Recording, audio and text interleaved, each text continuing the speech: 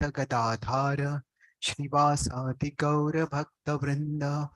Hare Krishna, Krishna Krishna, Hare Hare, Hare Rama, Rama Rama, Hare Hare.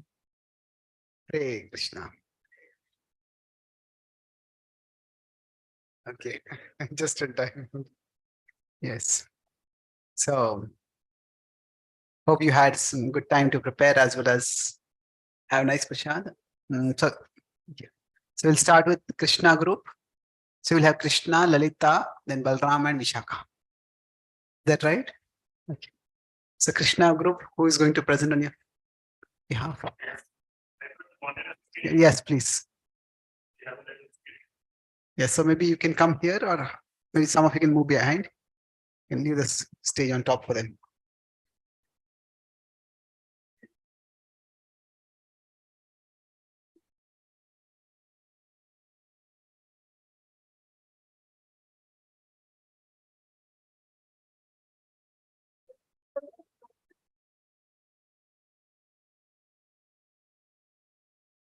Haribol. So this is the first group with the career versus lucrative career and less devotee association versus less lucrative career and much better devotee association. So actually we have two, I have been nominated to be the guide, and we have two seekers who want to ask this career question. So yes, we will start with, so they are friends and, I mean, my friends. Hare Krishna, Ashish Prabhu, how are you? I'm very good. Thank you for this meeting, one-on-one. Amazing. It's not, it's 2-on-1. He's also listening. He's listening. Sorry, I didn't look on the other side.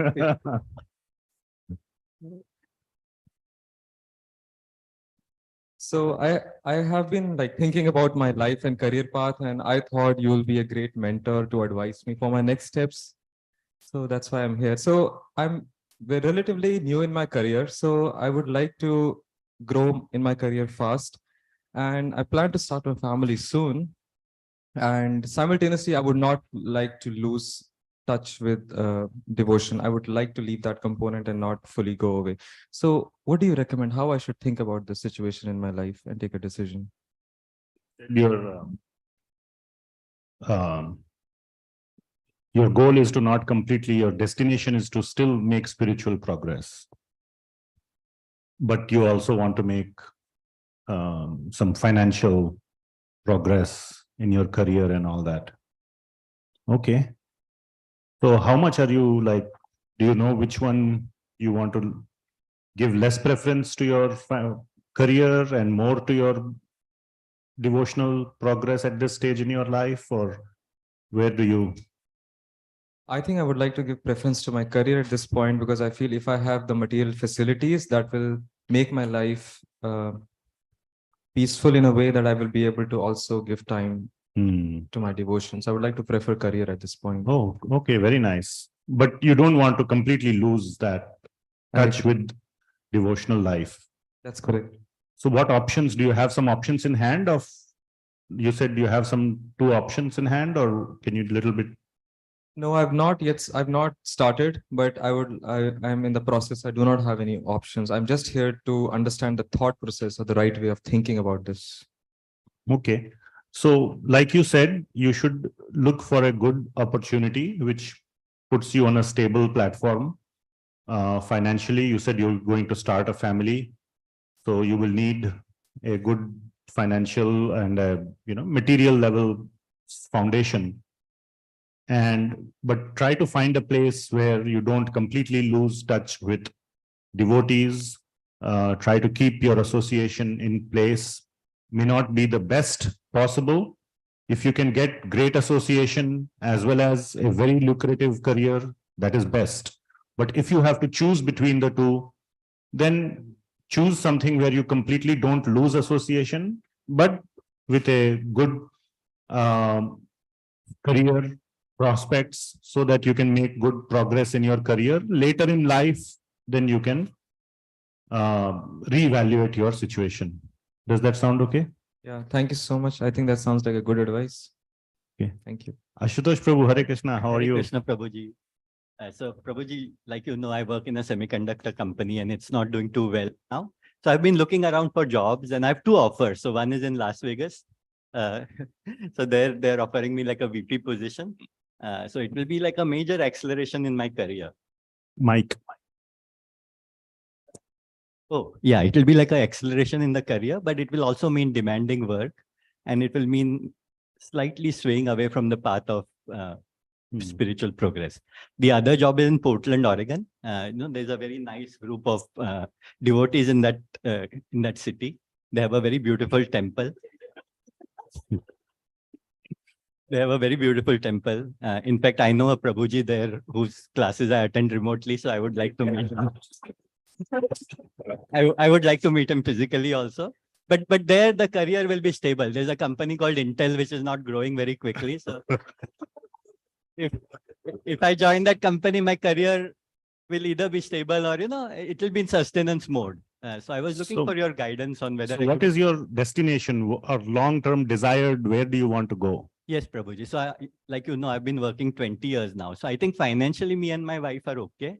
But we are looking to really accelerate our spiritual progress, because she's, I think, a little ahead compared to me on the path. But I would like to catch up and accelerate my spiritual progress. And not that much on the financial. Yes, I think we are okay. And I'm looking for maybe sustenance type of a role for maybe the next 10 years or so. What about your child or? Yeah, they're in college and they're doing okay now. Okay, very nice. So you're saying that, Las Vegas, VP position in Las Vegas, lot of more career growth. More growth opportunity. But versus Intel or Portland with stable, stagnant, but very nice association and all that. And given your situation, I think, then I would advise that, and you have good financial stability, not many future responsibilities to fulfill. I think you should choose the Portland option because, like you said, your goal is to make very good progress in your bhakti. He has already made such wonderful progress. Both of you feel make very nice progress there. And, life is short. How much more you will earn? What will you do anyway with that money? So spiritual progress carries over to the next life. Bank balance will not. So I think you should, given your temperament, you should take it easy on the career side. And really, this is the time to focus on spiritual life. Thank you, Prabhuji. I was a little confused because you gave my friend a very different advice. I was so there is no one size fits all. It depends on one's desired destination. Then the guidance is given. And then, the way I kind of requested him to reflect on it, and you also, he wanted to, his reflection and his applicability was a little different than yours. So the guidance is based on one's applicability, one's desired goals, one's situation in life. So it's not a one size fits all. I think I'll take the next flight to Portland. Okay. Haribol. Haribol.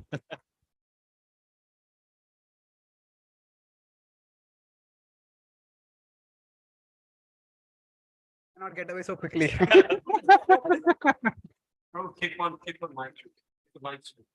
Can you hear me? Yeah.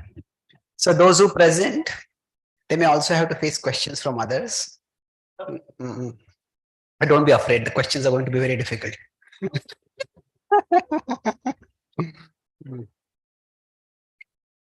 So Prabhu, yeah.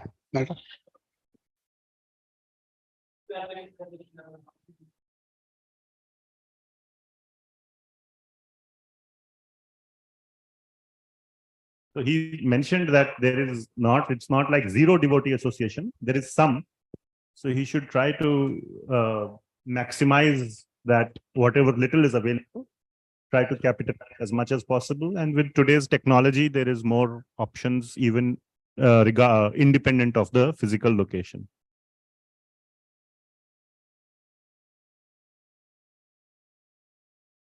Am I audible? So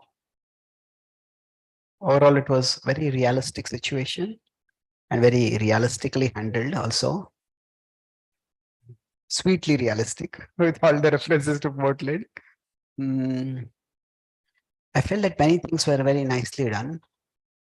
First is that the devotees came prepared with their own thought process, and then you reflected, you try to help them understand what you try to understand what they're thinking. You try to help them understand what they were thinking also. And in general, whenever such guidance is given, it's important that the ownership of the decision has to be with the person seeking the guidance, not the person giving the guidance. Because then what is the problem if the instructor takes ownership of the decision? Sorry? Yes. They can blame that person. They can blame devotees in general. They can blame the movement. They can blame Krishna itself. So now that does not mean that we are not there to help the other person, but it is their decision. So that was an important thing. It'll help them to take the decision. That's a very important principle in guidance, that's what Krishna does to Arjuna. Arjuna takes the decision himself. Karishye vachanam tava. One point I felt was that in the first case, all of you also feel free to add, maybe a little bit more specific about when. Okay, maybe for you plan to focus on your career for 5 years, 10 years. Sometimes when we are focused, it is required sometimes to focus on one aspect of our life. But if there is at least some plan, how long? Now that plan may have to adjust. But if that plan is there, then that is somewhat helpful. Okay, so maybe if you want to focus on your career, in how much time do you feel you can maybe earn sufficiently so that you can refocus on spiritual life? It may be 5 years, it may be 10 years, whatever it is. So that way, there is some level of some level of clarity and urgency. Because like the second part, you said how life is temporary. Now, we don't want to discourage a person who is focusing on their material career. But at the same time, we don't want them to be consumed by that. So some level of planning about refocusing on spirituality later on. If that kind of planning is there, that could be a little helpful. So that person is also aware. Prabhupada during his Grahastha days was focusing on his business. Of course, he wanted to use the Lakshmi to help his spiritual master's mission. But then while he was doing that, he was also trying to do preaching and trying to do other services. So that was one good thing that could be also added. Anybody else has any other comments? And the skit format made it very nice, where you all sat and talked. Yeah.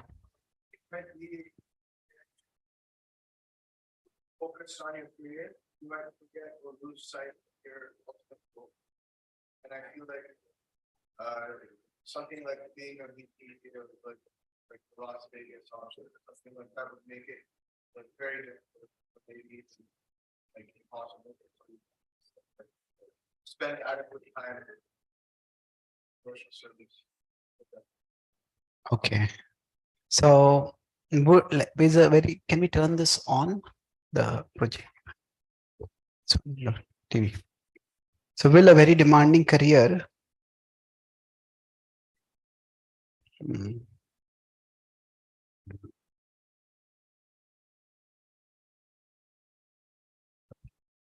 so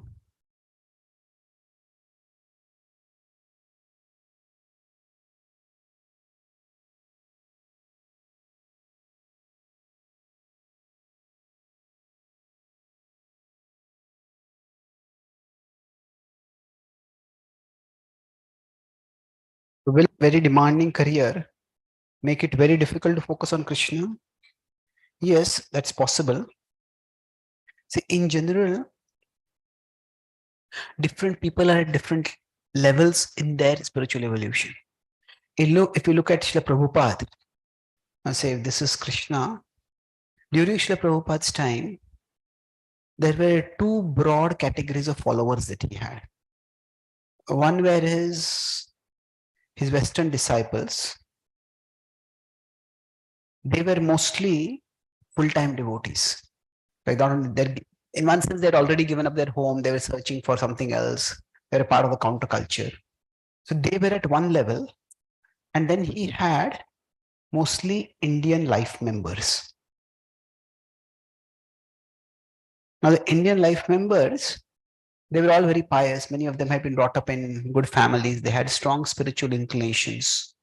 But you could say here, there was more spiritual dedication. And here, there was more of cultural appreciation. Oh, this is our culture. And this Swamiji has spread our culture all over the world. He has made his foreigners practice bhakti. So now, the Indian life members, not many of them really became initiated disciples. Not many of them became dedicated devotees in the way Prabhupada's Western followers were. But Prabhupada was broad enough to include both of them. He spent time with the Indian life members. He would go to their houses sometimes, and they helped in big ways in India, making sure that many of the big temples manifested. And Prabhupada did not guilt those life members into rising to a higher level. It was not that every time he would meet life member, he was not saying, when are you going to move into the temple? What are you going to do with your life? No, Prabhupada would accept them, engage them. So now if you consider in today's world, most of our devotees are somewhere in between. His Western disciples, they were mostly full-time devotees. In the sense that they had moved in the temple, they lived in the temple. Now today we have, most of our movement is congregation devotees. So they're definitely much more dedicated than the life members. But at the same time, they're not full-time devotees. You cannot really expect them to come to the temple every day for a morning program or have the same level of commitment as a full-time devotee might be expecting. So in that sense, we are at present in uncharted territory as compared to a recent history. So the instruction that Prabhupada gave for his full-time devotees would be too impractically high. And those the approach he adopted for the life members would be too lax. So what do we do? So that is where every devotee needs to be trained to take up responsibility. So spiritual life, one of the key things when we talk about favorable, unfavorable, is that spiritual life is not 1-0. It is not digital. It is analog. So it means either you do all this, and if you can't do all this, then you can't be a devotee at all. No, there are various degrees at which you can practice bhakti. And this is not just something which Srila Prabhupada's history, or it's actually in the Bhagavad Gita also. If you consider the 12th chapter, Krishna talks about verses 8, 9, 10, 11, and 12. He talks about various levels. In the 8th verse, he says, just absorb yourself in me. So he says, it's absorption.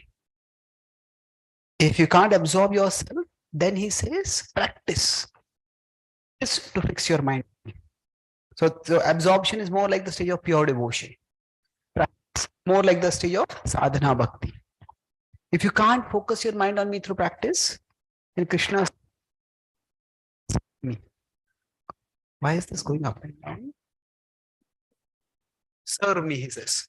Work for me. That would mean that either we can come to temple and do services. We can also mean whatever work we are doing, we do it in the mode of service.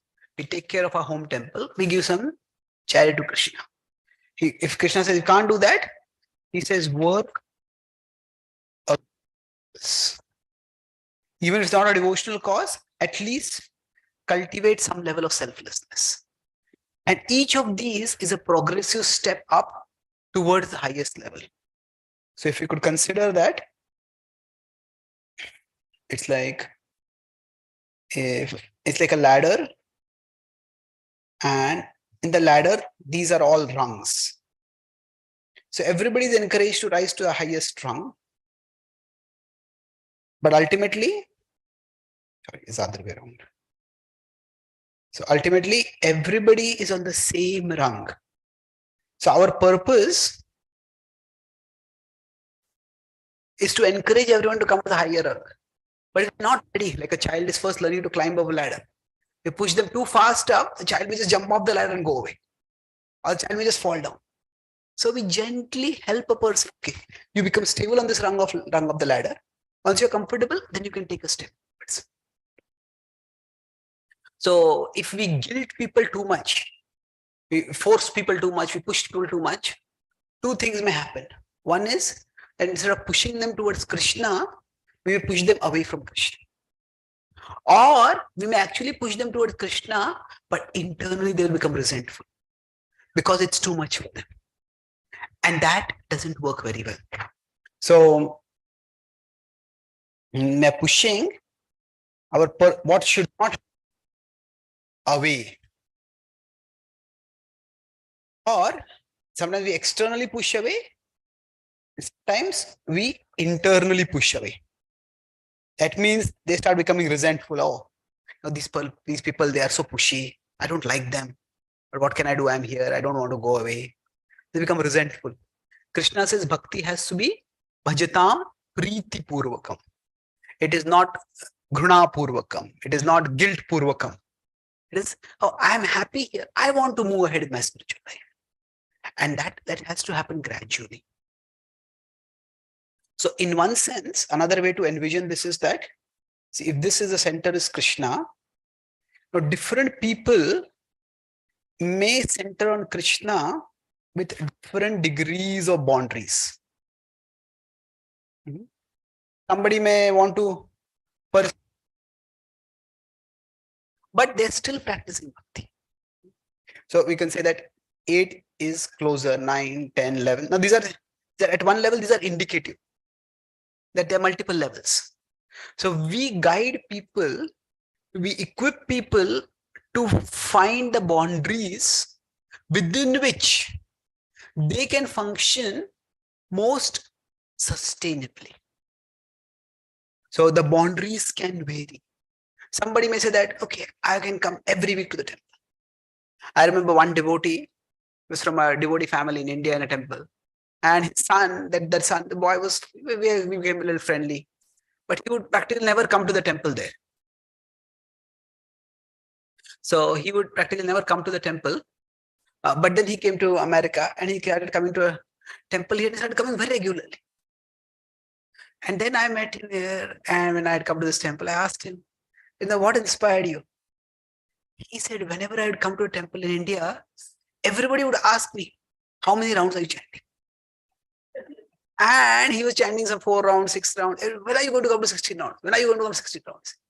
He said, when I came to the temple in America, I could just come, I could participate in Kirtan, I could do some seva. Nobody was pushing me to increase my rounds. So that's why I felt very comfortable, I kept coming. So now in this case, asking devotees to increase their rounds, that is nice.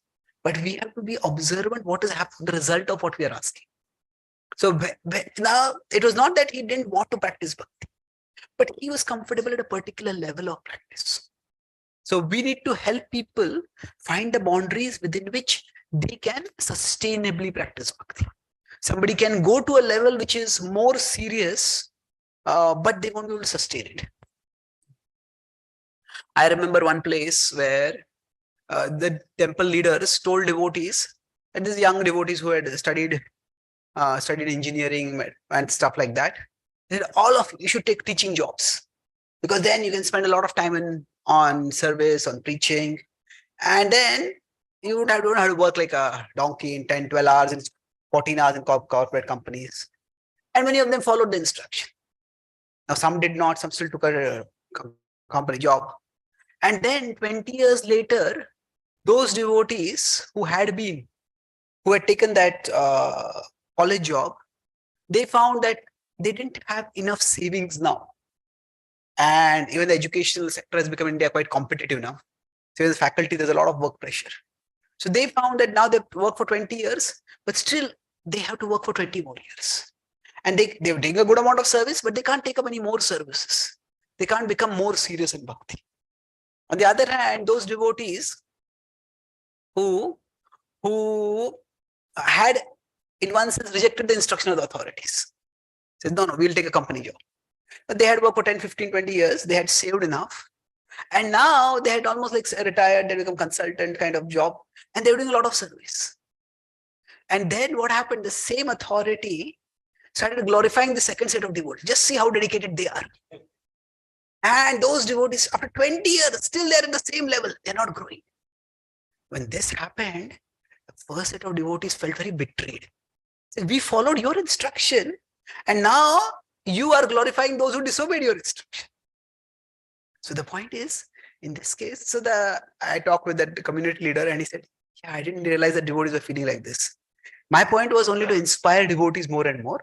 So these devotees, it is a laudable thing if somebody has a promising career and they decide that, okay, I have earned enough now. I don't want to work so hard. I want to focus more on serving Krishna. So that is a laudable thing, and that can be glorified. But the mistake was glorifying them at the expense of the other set of devotees. So it's important that we take responsibility for our decisions. And when we take responsibility for our decisions, it's not that somebody who is focusing more on their career is less serious in work. Of course, that does not mean that you can go as much as away from the association and nothing is going to happen. We need some association, we need some connection. That was one thing I also felt about this. If somebody is pursuing a career, at least have one non-negotiable boundary. Like some boundaries may be negotiable, but one non-negotiable boundary. That could mean that every week once I'll go to the temple, or every week I'll join online for a class, or sometimes some devotees have some sadhana report or something like that. We can adjust some boundaries, but if we adjust all boundaries, then it is a problem. So if we have at least one non-negotiable boundary, then that is a way in which at least in that area we'll stay connected with Krishna.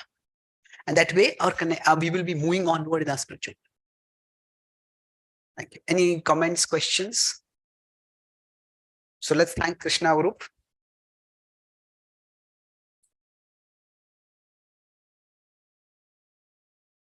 Thank you so much. Is Lalita Guru? Please come.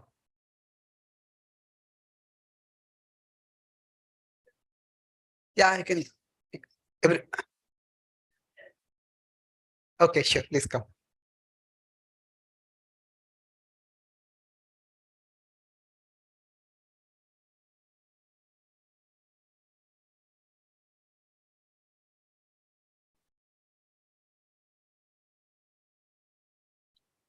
Hi Krishna. Hi Krishna. So You're testing the boundaries. It's important to use mic because I think devotees online, they can only hear if we use the mic. So the topic that was given to the Lalita group was how to guide a devotee if they have gone through a difficulty with another devotee. And also, if you were that person who was the recipient of something difficult with another devotee. Both are almost in the same situation. Sometimes we're a little harder on ourselves and we'll be more kinder to somebody else who has gone through that experience. But we have combined both the responses. We have a very nice group who are very thoughtful, and many people have gone through this experience. So it was very nice to reflect and think about it. So going by the grad mnemonic, it was very easy. The first thing was G was guide. So our first thought was to guide and encourage them not to react. We always say, right, as soon as something happens to us, our first response is to react, but rather just wait, cool down, maybe sleep on it, think, do not text them back, do not call them, but just think about it. And also sometimes we think that, oh, let me call and clarify, like, what did that person mean? Did she actually say this to me? Did he actually say this to me? But maybe don't even contact them. If you give them also that break, it will help them also cool down.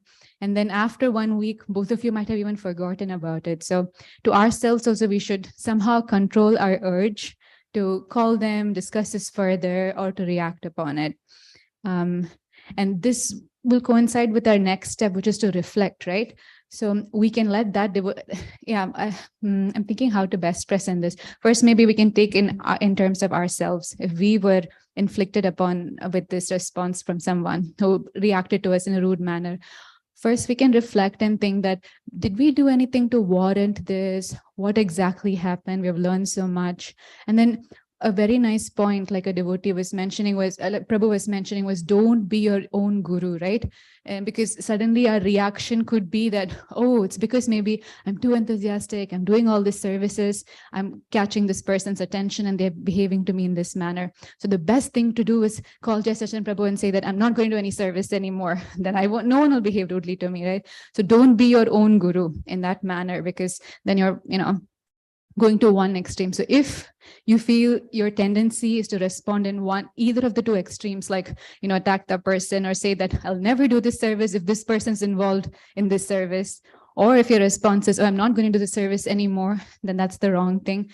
How you can best reflect is, we've heard many devotees say that when they're in a problem, they would just take the Bhagavad Gita, they open it, and they would see the answer they were seeking, right? Or they'll just press play to a nice class in YouTube, and they'd hear the answer. So that can be a really good form of reflection. Otherwise, if there's a nice devotee that you can confide to, then feel free to call that devotee out and express your difficulty. And then now it comes to that devotee, right? Now, if in that devotee's shoe, what would that devotee do? Because now they're hearing that you have gone through something. So what would that devotee's response be? It's very easy for us to quote Shastras and everything. So first step is, we just have to listen. Maybe this person is reaching out to us and expressing their sorrow because they just want to have someone to hear them out. And then when they speak itself, sometimes Paramatma will help reveal to them or make them, the issue, when they share this in confidence with us, and if we listen to them, that time itself, that issue will go. So just be there, listen to them according to their level. That's a very nice point Prabhu just mentioned about boundary, right? Know their level, know where they're coming from. Suddenly don't go quote Shastras, don't give examples of people in Mahabharata, because they won't be able to relate to them. So know their level, be compassionate towards them. So that covers G and R, which is guide and reflect. Now coming to application. Our essence would be to forgive, but there will be some steps we take before we come to that.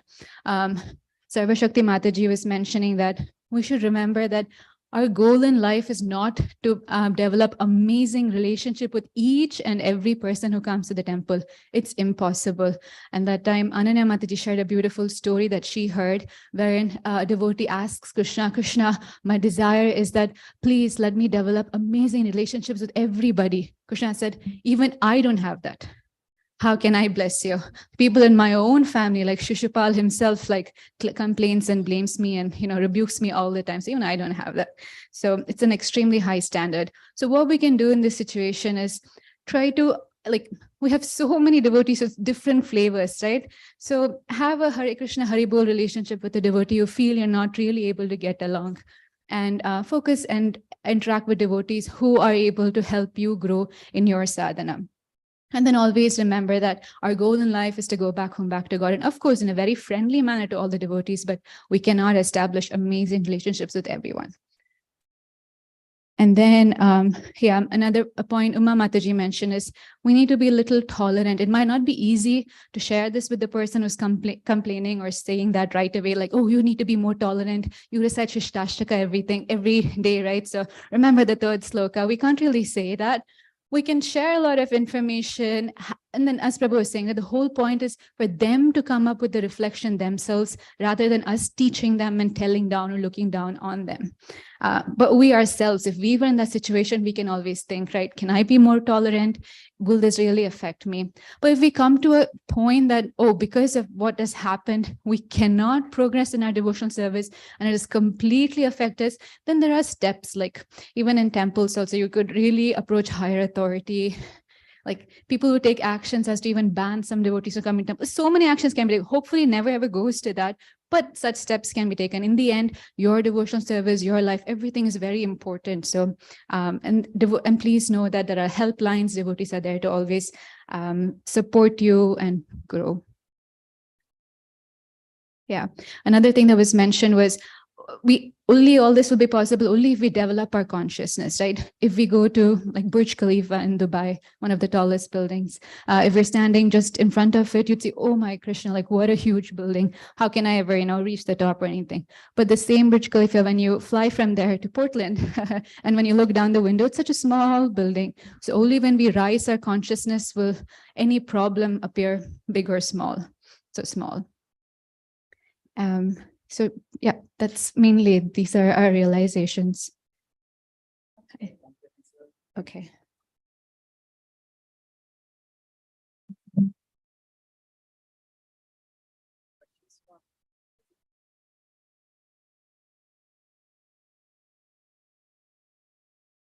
So when we are recipient of someone's certain kind of behavior, I agree with the fact that there is an urge to know, and maybe I've seen it's better not to like interact and like control that urge, but there is still a dissatisfaction or like a lack of closure. There's always this like why did this happen, like, and you have no logical explanation, or as far as you can remember that, oh, I didn't do anything like that. And how do you, because it's not easy to forget it, you somehow are reminded. Yes, out of sight, out of mind principle can work. I try to avoid that, but how does one take care of the lack of closure in certain activities, in terms of when we have been treated in a certain way and we don't have answers to that? What do we tell ourselves? Maybe I'll forget with time or something. Any suggestions on that? Anyone? Yeah, very, very nice point, Prabhu. And yeah, actually gap really helps, and praying really helps. Like forget that over time. We always, I am a big believer in, you need closure, only then, this will get over and then you can proceed with the relationship. Sometimes you don't, based on the reaction of the other person, because if next day or a week later, a month later, you're happily doing service together, then like, oh, maybe it was just my mind. I was just making a big deal of it. They never meant all this. That might be the closure maybe we need, right? We don't necessarily have to, inquire. And I was giving like an example in our group, like a pimple. Sometimes you just leave that pimple, it will go. But if you keep gnawing at it, there'll be a permanent mark that will remind you something happened. So sometimes if you keep, like in the name of closure, you keep like gnawing at that, person, or asking them why, what, blah, blah, blah, all these questions, it will just, maybe there was nothing to begin with, but because you're doing this, you're creating a dent. And then prayer is super, super, super important. You just keep praying to the Lord. The Lord is in their heart and our heart, and he can make magic happen. It is true. Sometimes very hard to accept it, but with time, with experience, we'll really see that manifest. That's my response.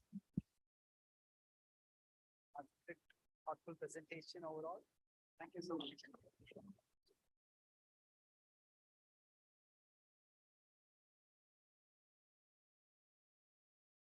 It's the commonest problem among. Am I audible? Krishna Krishna Hare Hare. Am I audible now? Rama Rama Hare Hare.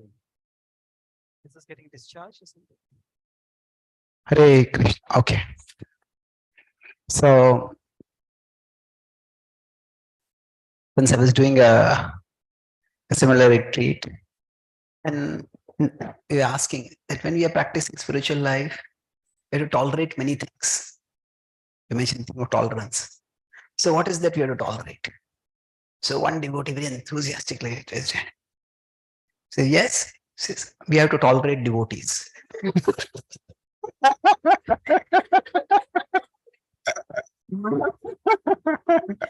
So I said, yes, it's a good realization that we will tolerate devotees, that we just don't give up the bhakti because there's some difficulties. But as we grow further, we'll get another realization that devotees are tolerating us. So life is tough. And one of the reasons it's tough is because the people of different natures, they come together, it's quite difficult for people to work together. And I'll talk about 3 quick points, based on what you mentioned. In general, whenever we have some emotion, we have a feeling of hurt, we have a feeling of anger. So you mentioned that we have a feeling of even betrayal. How could you have spoken like this about me to you? So we tend to go towards 2 extremes. By now you must have come that everything I have extremes and a pendulum in between. So, so one is just we express the emotion. Then we get angry and we feel hurt and we lash out at the other person. Now, when we express, we burn others, because that's the time when we are likely to not be measured in our words, and we will probably speak things which will only make things worse. But then we may go to the other extreme, that we may repress. And if we repress, then we will burn ourselves. Because if something has hurt us, we can't just wish it away. It is there inside us. So in between this express and repress is process. So, okay, what exactly happened? What did I do? What did the other person do? We try to process, and that's why one of the things we require for processing is just patience. Don't overreact. That there are times when I get angry with someone. So I'm mostly traveling. So the people I get angry with are not really next to me. So the tendency is to write an angry mail, send an angry voice message. And there are times when I'm so angry and I just can't restrain myself. I'll type out the message. I may speak the voice message, but I try to very strictly follow one rule. Don't send it for 1 hour. Preferably at least for 1 day, if not 1 hour. Preferably 24 hours, 1 day. And if you just wait for 1 day, much of the temperature goes down inside us. And then we can evaluate. Then if I just rehear the audio message, my God, what am I speaking over here? I should have spoken like that. So here there's a typical tendency of the agitated mind. What it does is, generally in any altercation, wrongs, there are 2 things. There are wrongs done to us, and there are wrongs done by us. So when the mind is agitated, the wrongs done by us, wrongs done to us, the mind replays them. How this person did like this person like this, spoke like this. How could they spoken like that? Just keep replaying them.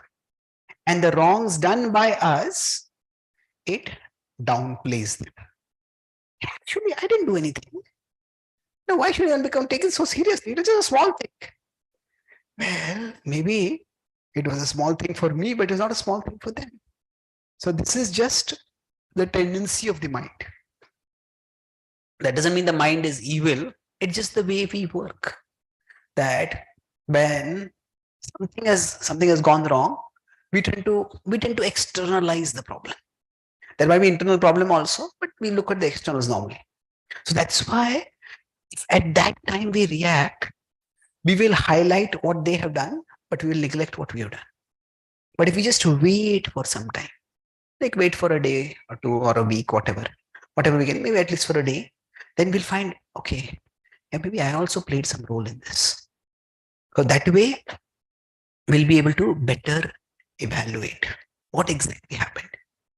And then once we have processed it, then we'll be in a better position to decide what to do.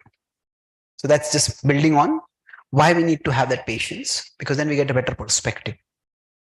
And like you made the very good point that we can't have very close and sweet relationship with everyone.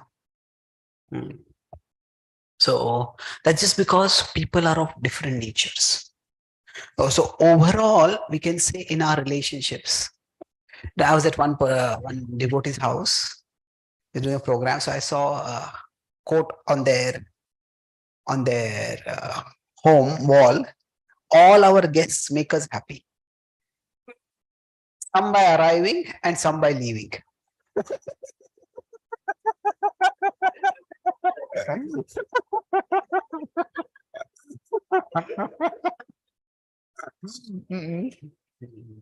So in our lives, we could say, if we consider the spectrum of relationships that we have, we relate with many people. And in this spectrum of relationships, we could say some which are positive. That means we look forward to being with them. When we are with them, we feel delighted. After being with them, we feel energized. We look forward. So overall, we gain energy, we gain enthusiasm by being with such people. And all of us will have some people. Being with them will take energy. Like sometimes some people come into a room and we feel as if now we are walking on bombshells, or we are walking in a minefield. What we speak and what will trigger, we don't know. And then as soon as that person leaves,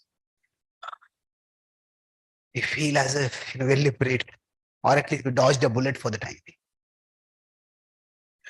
Now we may wish that all our relationships will be relationship that gives energy, but the world doesn't work like that.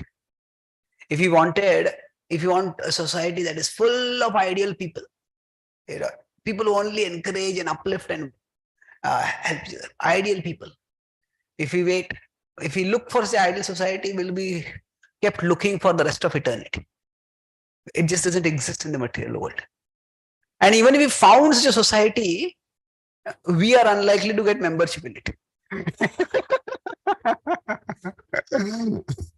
Because we are not yet ideal. So what we need to do is that we take inventory and we are clear about who is where, and we make sure overall the interactions with people who give us strength are more than the interactions with people who require strength. The more they could be it's not just in time quantity, the more could be in depth, the more could be in the meaningful interaction that happens, even if it is brief. But then we will have enough strength to deal with difficult people. So it's just like if we are doing work which requires a lot of energy, then we need to balance that by taking adequate nutritious food. So similarly for us, some relationships will give us strength, some will require strength. And it is our responsibility. We can't always avoid the second category of people, but we can make sure that that is not the only association we have. So sometimes if we are in a managerial role, we may have to hear people's problems and try to fix those problems. And sometimes it can just become discouraging. One problem, second problem, third problem. And sometimes we give some guidance and it doesn't seem to work and the problem is still going on, it's worsening. Then maybe we need some friend with whom we just discuss Krishna Katha. Nothing managerial. Just relish the discussion of Krishna consciousness, relish their experiences, relish their insights. And then that gives us strength. So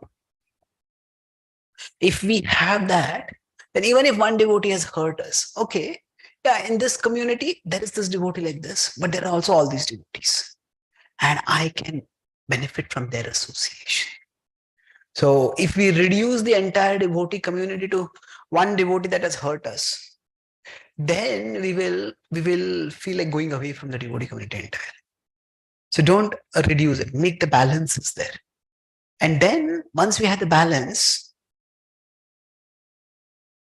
now like I talk, spiritual life is not 1-0. Prabhupada wanted all of us to cooperate. He said, love for you will be shown by how you cooperate. But there can be cooperate where two people work together. That is cooperate. And you can also have cooperate. Cooperate means you operate here, you operate here. So I used to do these monks podcasts where I used to invite senior devotees to have discussions. And most of the time I have one-on-one discussions. Like once I had a 2-to-1 discussion, 2-on-1, like you mentioned. So once or twice I have had those. So one time, I got a suggestion, can you invite these two devotees together? And then have a discussion. So I asked the first devotee, we have a discussion. He says, that devotee is an excellent friend of mine. And he says, the way I stay friends is by meeting him once a year.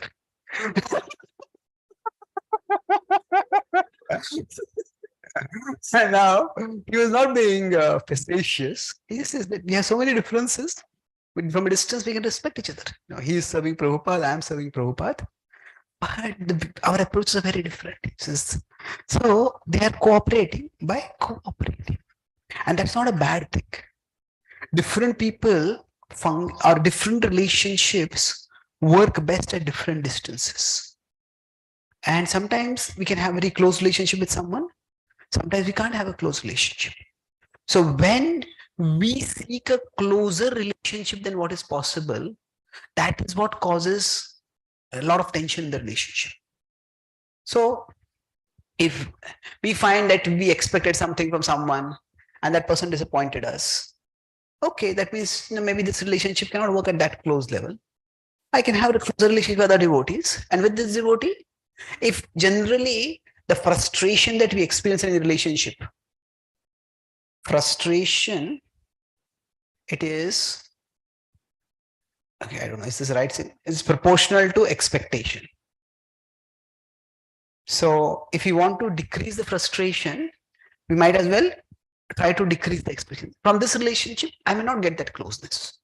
But still, I can have just a nominal relationship, just Hari Bol, Hare Krishna, and then we go our way. It's not wrong. Where it becomes painful and bitter is that we are criticizing the other person, the other person criticizing us. But the world is a big place, and we all can find space in which we can serve Krishna. There's after one of my monks' podcasts, one senior Prabhupada disciple told me, Prabhupada has built a house in which the whole world can fight. Now, I thought he was being facetious. He said, no. The point he said is that even if you want to fight, you can fight in the house. We don't have to leave the house. So there are different devotees who will have different moods and they can serve in different ways. But sometimes we can just understand each other. Sometimes we can't understand each other. That's okay. And the last point, the question which you mentioned, see, in every interaction that we have, every interaction or every situation, you can say, there is a rational element to it. And there is something like a mystical element. I want to use the word irrational. It is a trans-rational kind of element. So if somebody is behaving very harshly with us, we try to use the rational element as much as I can. Did I do something that because of which this person is like this? Or maybe, maybe I belong to a particular part of the world or particular community. Maybe somebody from that community did something to that person. We try to find a rational way to understand what has happened. But if we can't figure it out, then just understand that this is destiny. In the Ramayana, when Lakshman and Ram are speaking after Ram has been banished, so Lakshman is enraged. He says, this Kai, you have never been anything but respectful and loving to her. How could she do this to you? And you had no fault at all.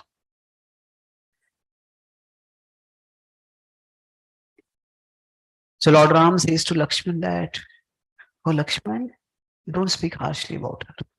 He says, you know how much she loved me.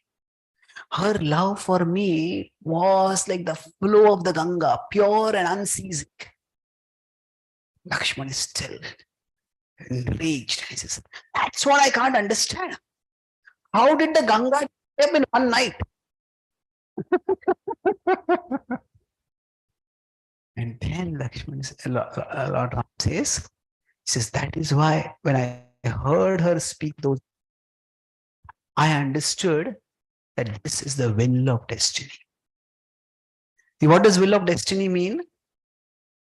That means, see, normally we think the principle of karma is this is action and this gives a particular reaction. And it's a small action, small reaction. There's a big action, correspondingly there'll be a big reaction. So this is generally our understanding of the law of karma. And this is what we expect in relationship also. If I have done something small, the other person should also take a small offense to it. If I done something big, then the person should take it very seriously. But karma is not just linear like that. Sometimes an action A might lead to a series of reactions. You might have R1, R2, R3 like that.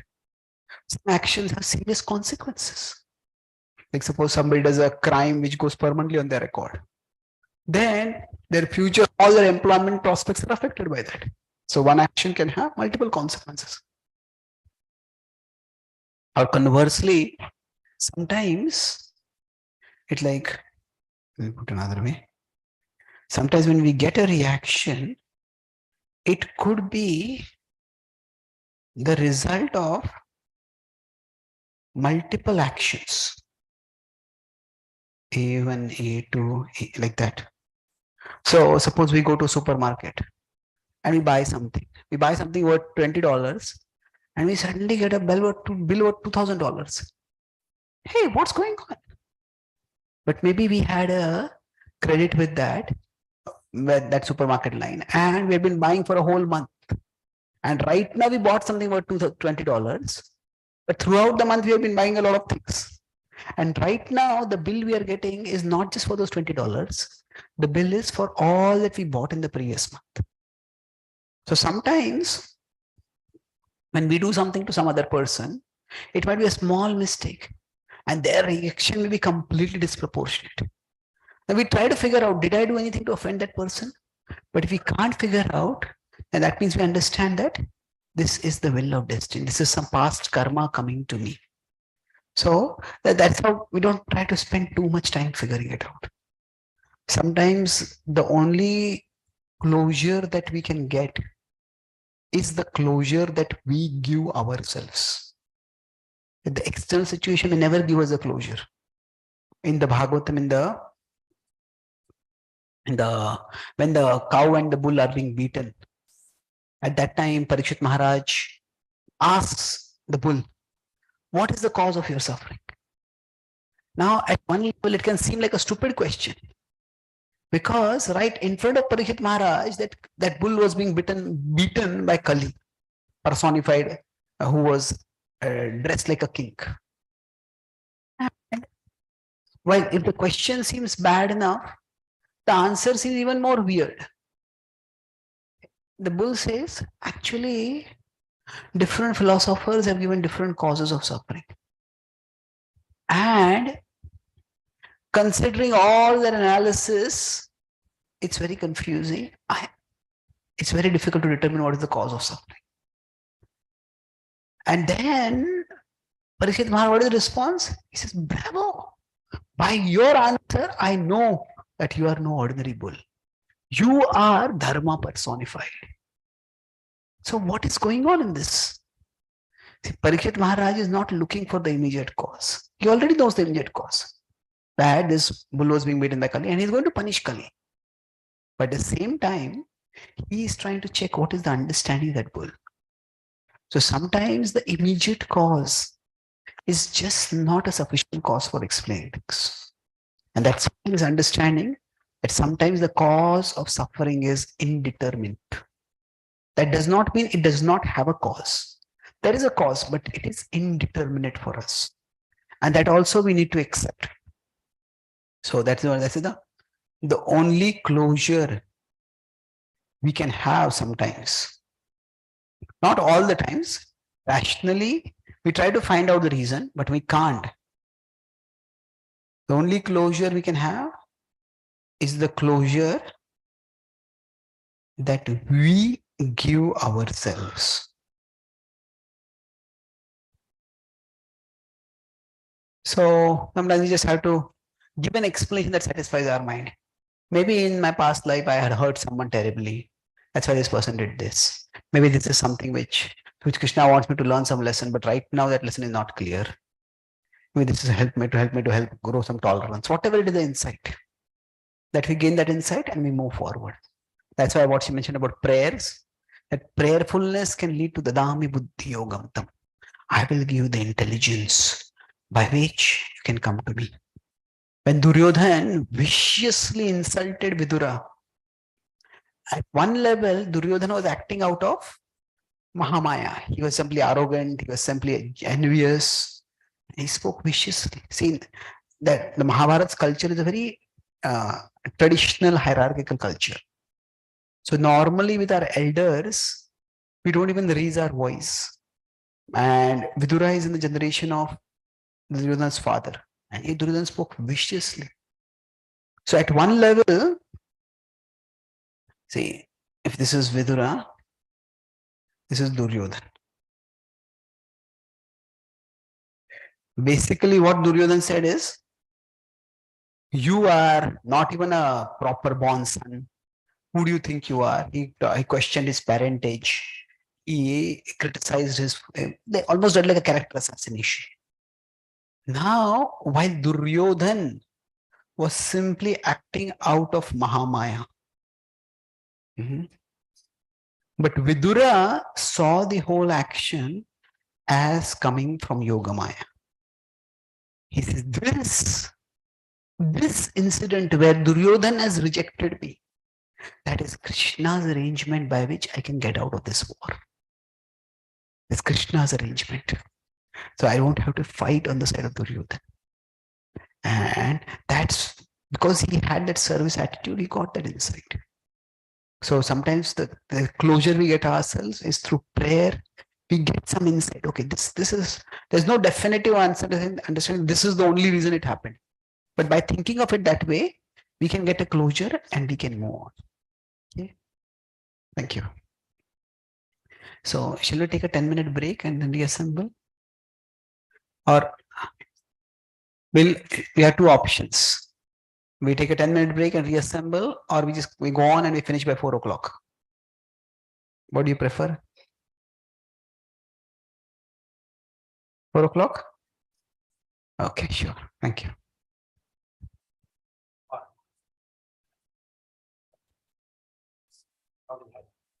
What is it?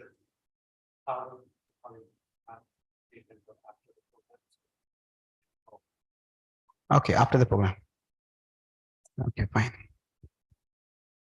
So maybe everybody can just get up and stretch their arms a little bit so that take a little break.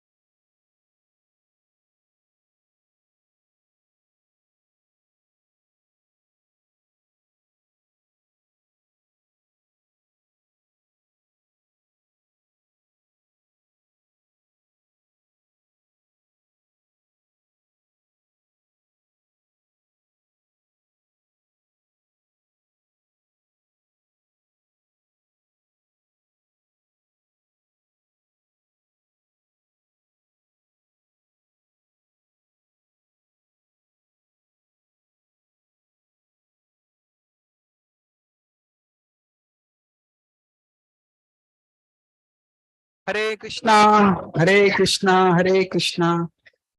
So Balaram group is ready. Can everyone join, please?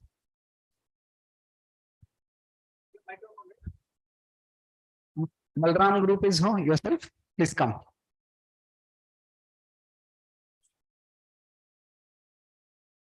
Okay, microphone.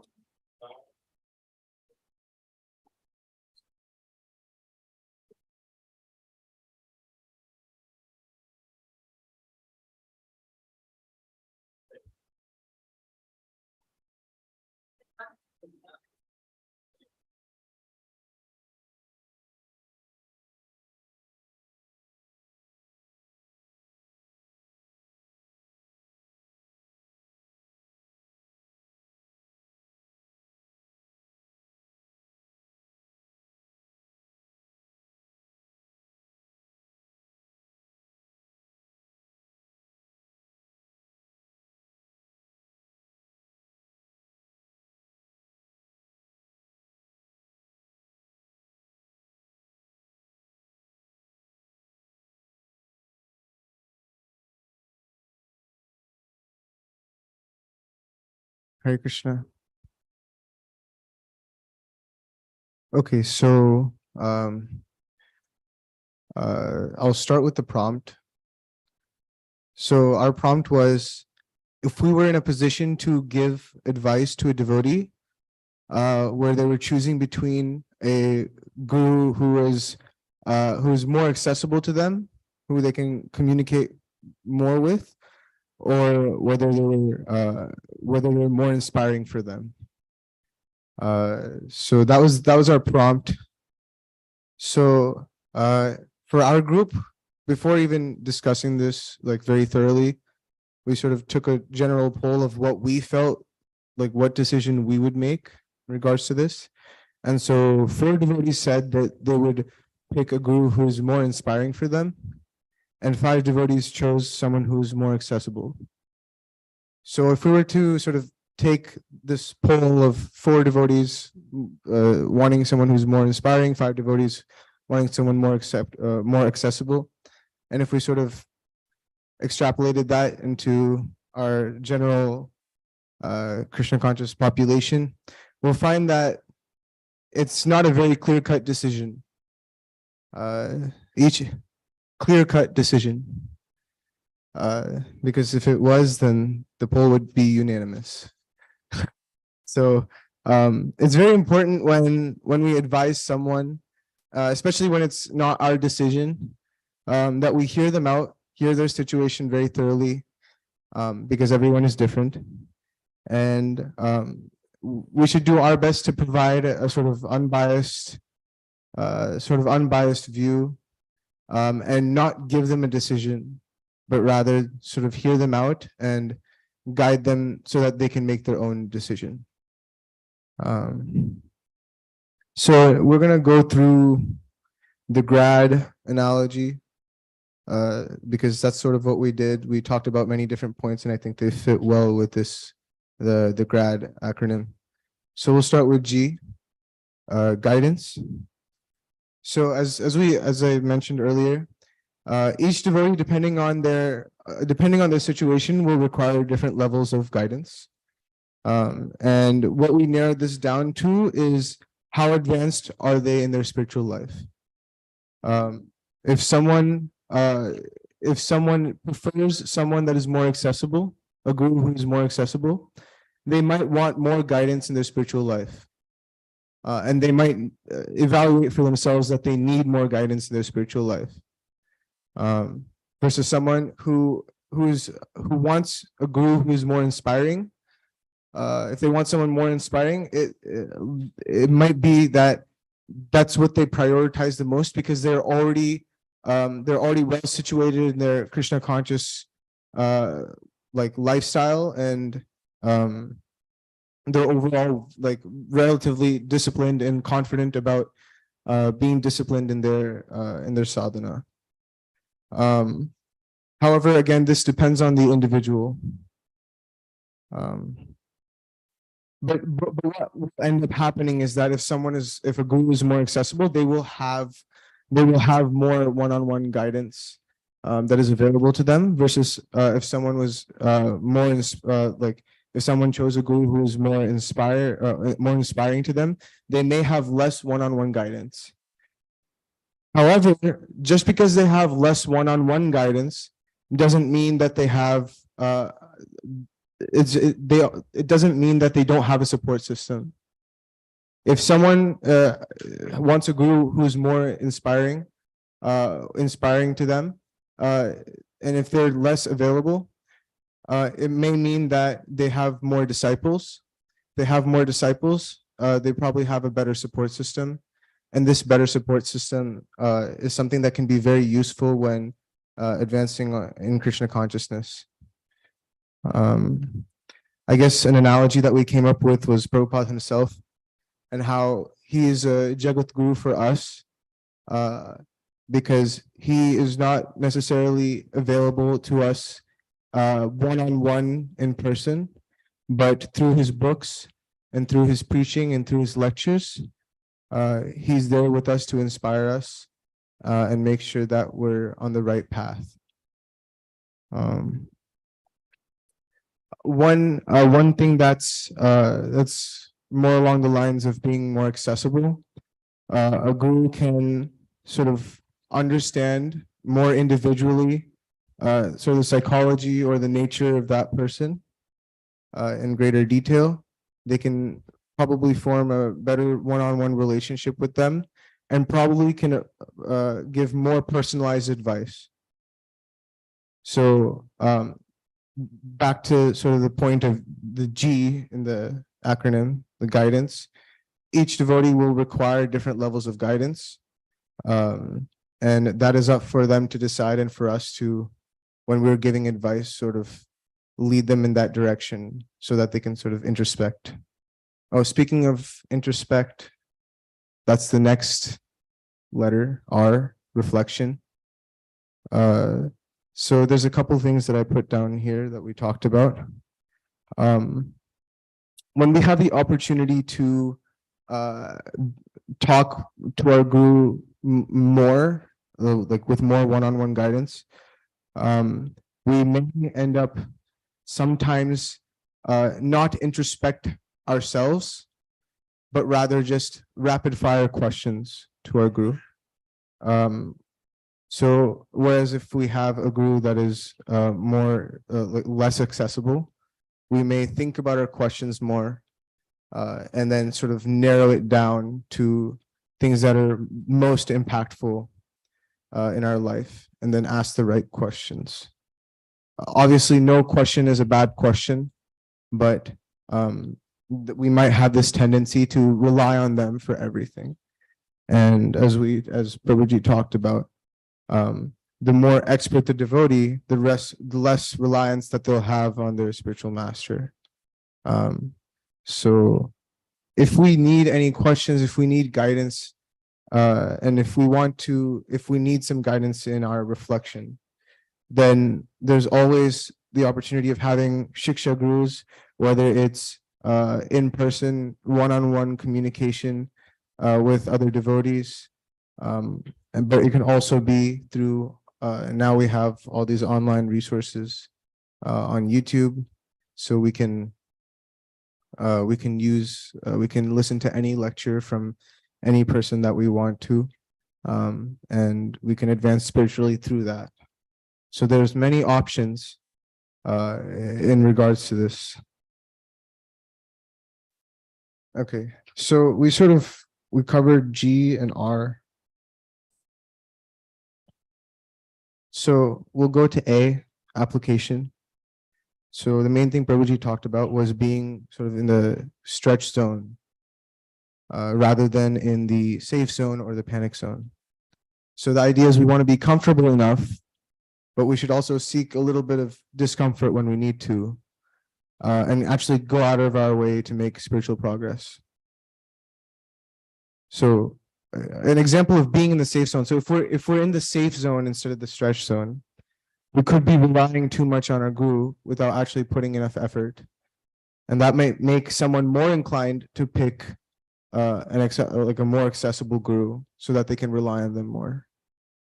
if we're in the panic zone, we may make sorry. Yeah, so the panic zone is sort of the opposite. We may think that, oh, I don't need my guru's help, right? I can do everything on my own. And so if they end up picking someone who's more inspiring, but also less reliable, then they may end up not getting the guidance that they actually need. So there's two things here. There's being safe, and there's also overexerting yourself. And so the correct thing is to make sure that we first determine where we are in our spiritual life, make that personal, make that personal sort of like deep analysis of where we are. And then how much can we afford, how much time can we afford to spend, how much effort can we put into Krishna consciousness, but also at the same time making sure that we don't overexert ourselves or get it to the point where we're not consistent enough, as Prabhuji was saying, and we sort of fall back down after a couple of days.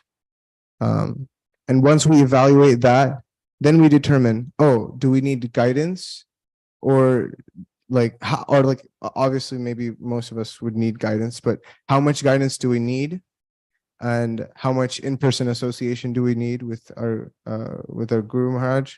And then how much inspiration do we need to progress further? So I think there's a quote. So I'll go to the destination now, the D acronym, the D part of the acronym. So we should consider how much present pain that we should endure, I guess, to get our future reward. Or I guess how much we need to put in right now, or how much can we put in, like evaluate how much we can put in right now. And will that help our long-term spiritual plan? And ultimately, inspiration has to come from somewhere. So if there's a Guru Maharaj that is more accessible, you can still get inspired from that Guru Maharaj, because first of all, they're willing to make time for you and give you one-on-one attention and genuinely look out for you, like in that regard. But you can also be inspired by someone who's also less accessible. So yeah, this is my sort of summary. I combined everyone's points, but I'm sure I missed some of them. So I'm sorry if I didn't hit everyone's points. But yeah, this was, yeah. Thank you. Thank you. Hare Krishna. It's quite a systematic analysis.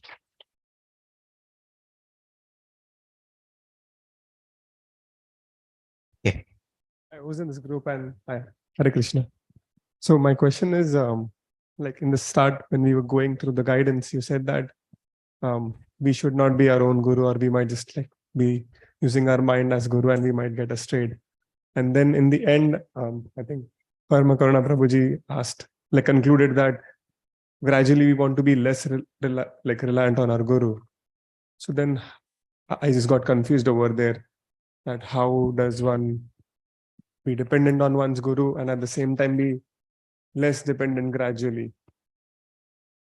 See, initially, when our mind is wild, when our mind is out of control, that is the time when we really need guidance.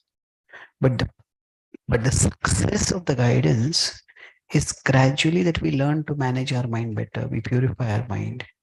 Our mind starts becoming our friend. Or at least, even if the mind doesn't become our friend, we know when our mind is acting as an enemy. We get damaged when our mind is acting as our enemy, and when we don't realize it is acting as our enemy. But at least that much clarity if we get, then yes, we can take decisions as are required in our life. So it is that in the initial stages, a guru is very much required. It's not that in the later stages the guru is not required. We could almost say that the guru becomes internalized. Prabhupada would say that I never felt separation from my spiritual master. Because my spiritual master's instructions were always there in my heart. And through the instructions, my spiritual master was always present. So in that sense, it's a journey. We could say the external guru. And then as we grow, this is the initial stage. Arurukshor Munir Yogam Karma Karanocha, the initial stage. And then eventual stage is what? That the guru becomes internalized. It is not that we don't have a guru, but rather the guru's word, we contemplate on them, we analyze them, we process them, and they have become like a north pole for us. They're north star for us. Not north pole, north star. Like the steady, this is where the direction in which I want to go. That's how it becomes internalized. Okay. Thank you. So, like since I heard that, okay, I have to be more dependent on the guru. So I felt that I need a guru who is accessible, so that when I am closer to them, they understand how is my nature, and then they can guide me. But now with this, what I feel is like when I look around, most of Srila Prabhupada's disciples who are like the guru and who are close to them, it's so difficult to have them accessible. At the same time, there are so many of them that you seek inspiration from all of them, right? So then how does one actually say that, okay, they are my guru, and then like get direct instruction from them? Yeah, so a guru is both a person and a principle. And the principle means that there's the guru tattva. So the same guru can guide us from many sources. Ultimately, it is Krishna who is the Krishna Mande Jagat Guru. It is Krishna who is manifesting as our initiating spiritual master. But if you consider that Krishna is here, and from there, from Krishna, the various gurus come in our life. So there are many great devotees. We could have, all these are gurus. So now, when I'm saying the guru, I'm not using the word in a specific sense, a Diksha Guru, but there are different kinds of gurus. They all may be at different levels, and they all guide us. So it is for us to seek guidance. So if our spiritual master is not directly available to us, then his trained disciples, his guides, and we have a whole tradition. When we are taking initiation, it's not just a connection with that particular person. It's definitely the connection with that person, but it's also admission into a rich tradition. And that tradition has a living expression where there are many teachers available.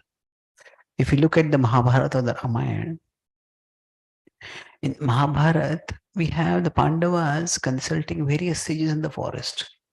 In the Ramayana, when Lord Ram was in the forest, he meets various sages, he discusses, he learns, and he grows. So, yes, we have our personal spiritual master, but we also have guidance from many other gurus also. Okay. Thank you. So, a couple of quick points. The framework, the GRAD framework that we used, you used it quite systematically to go point by point. So generally, any framework that is there, it's an aid for us.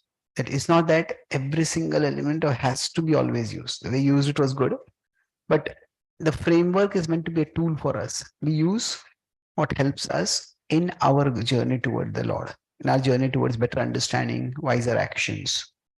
And one point which you made very important was that everybody has their needs. And what do they need most? Some devotees, like, if we can understand what a person's needs are, or if we can help them understand what their needs are, then they can make a more informed choice. So the onus has to be on that person, and our responsibility, if we are guiding them, is to help them understand, okay, what is their need? Then that way, the choice that they make will be in harmony with what fulfills their need the most. Okay. So thank you very much. Hare Krishna.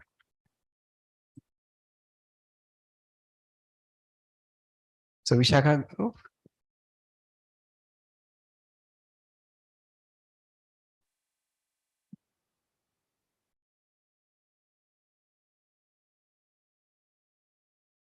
Hare Krishna. So our group was the service overload. So the scenario is essentially that a devotee comes to you and asks for guidance because they feel very overwhelmed with the amount of service that they have in the temple.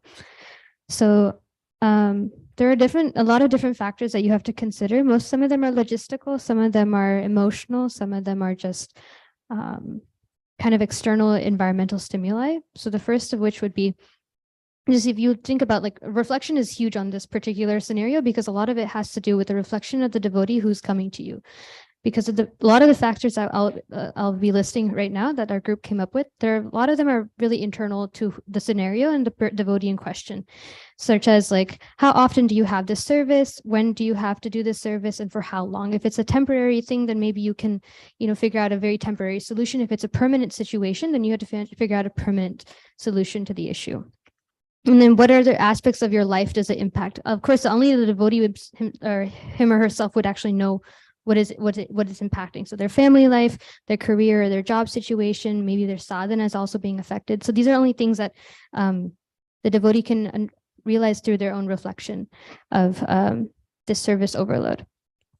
And then we have, as Prabhuji mentioned, the stretch or the panic zone.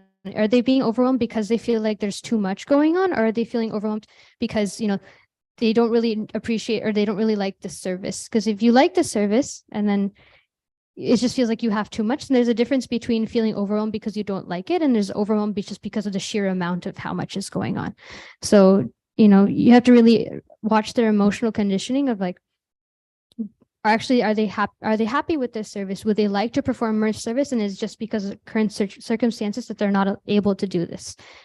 And then, of course, logistically, like, how important is this service? Is this an urgent service? Is it something that needs to happen immediately? Or is it something that is pertaining to the general functioning of the temple? If it's that kind of service, then it's something that needs to be urgently solved. So you don't want something to happen to the functioning of that service, and therefore, it stalls the growth of the temple.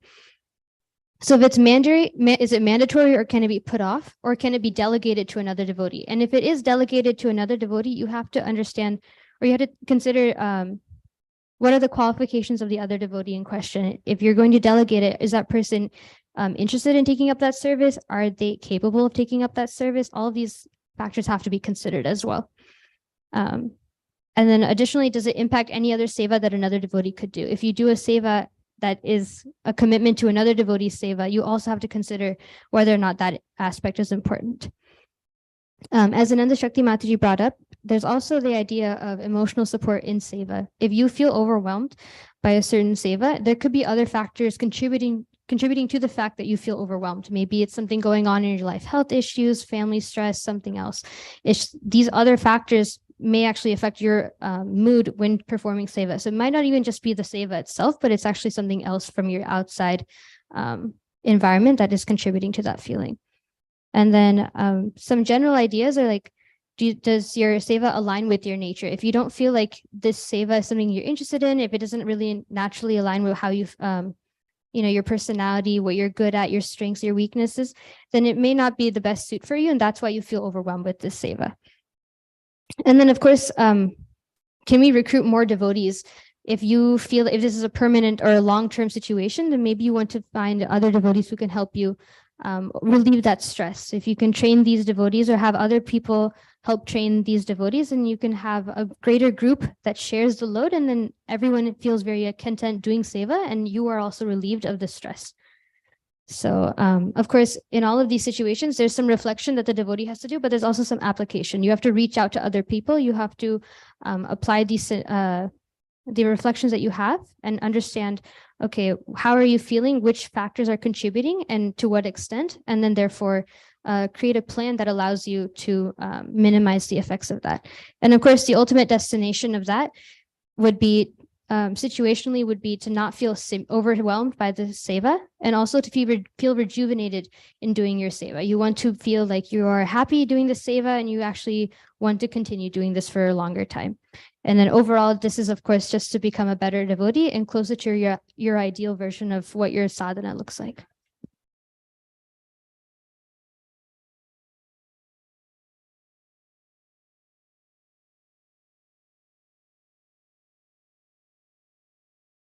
That was quite a comprehensive managerial analysis. So, a lot of factors to be considered when somebody feels overloaded. I would say that among the many factors you considered, it's the service itself. As we say that sometimes the problem is just the tip of the iceberg. So there's a big iceberg below that. Sometimes the service itself is the overload. Sometimes it is the lack of support or appreciation for the service. Is anybody noticing that I am doing it? Sometimes saying that I'm overloaded is a call for attention, that lack of support could be there. Sometimes there could be extraneous factors, as you mentioned. So in general, if we, so not factors. So in general, we can analyze this in terms of adhyatmik, adi bhautik, adi daivik. Whenever there's any klesha. Now, is this coming because my mind is disturbed? Is this coming because it's beyond my bodily capacity? Is it because something else is going on in my life, in my family, in my relationships? Or is it just the way nature is? Say, for example, in the pandemic, maybe the temple was closed down. Those who were staying in the temple had a lot of service. Those who were not outside, they couldn't even come to the temple. They couldn't do things. Sometimes circumstances are just like that, where things become overloaded. So there is no absolute principle for making decisions in this. I'll just talk about two key things in this. If you consider adhyatmik, adhibhautik, adidaivik, that there are the individual needs and there are the institutional needs.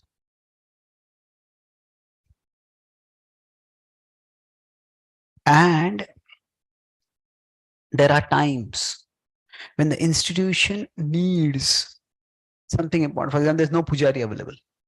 The worship has to happen. Then we might have planned something else, but if we are called, we do the service. And when we're called, we do the service. It is not just the, okay, it is not just this devotee not there. It's the Lord giving me an opportunity to serve. Sometimes we put the institutional needs above our needs and we sacrifice for that purpose. But that, so that means if somebody is functioning in this zone, this is the zone of sacrifice, where the person is doing something more for others. And this is good to have the sacrificing spirit. But if an emergency is occurring every day, then the emergency is not in the situation, the emergency is in the organization itself. You cannot have emergencies happening every day. There has to be better planning, better execution, or better envisioning of the situation. So the sustainable way, so Prabhupada sometimes said, do the needful. That means we all sometimes need to stretch ourselves to do what the service is required. But over a period of time, the best situation for a devotee is in the intersection zone, where they find a service which caters to their, serves the institutional purpose, but is also according to their individual nature. Now, sometimes, so here it's sacrifice of the individual. But sometimes it might be sacrifice of the institution in this area. If somebody is a good singer and they can learn nice kirtans, but they decide that they want to learn some traditional music, musical instrument, they want to learn some traditional singing skills, and they want to do intensive training in that. Now, is that required? Maybe, maybe not. Somebody is a scriptural teacher and they decide, I want to study Sanskrit. Now, is Sanskrit required? Well, maybe, maybe not. So if the individual feels very strongly about it, then it's not that the institution stops the person. Yeah, you study Sanskrit, you learn it, and then later on they'll find a niche where they can serve. But overall, the sustainable situation is where the service is both according to the person's nature, that's what they feel this is fulfilling me, and that also serves a need within the institution. And both the individual and the institution can be in a cooperative mode. Generally, every project in its early stages will be in a situation where devotees just have to do the needful. This is what is required, we do it. But over a period of time, as the project becomes more and more organized, more and more stabilized, then devotees can find services which gel more with the nature, which they are more comfortable doing. And there'll be devotees doing various kinds of services. So, Srila Prabhupada wanted us to have Varanashram. Varanashram at one level would mean devotees acting according to their natures, serving according to the way that gives them fulfillment while also making a contribution. So in general, it is whenever service is offered to us or we invited to a service, it's best if our default is not no. We think, can I do this service? And then we explain the situation. Sometimes senior devotee asks us to do a service. And I tell you, okay, I would love to do this, but and I have this things to do. Nobody expects us to be in two places at the same time. In the Mahabharata, when Arjuna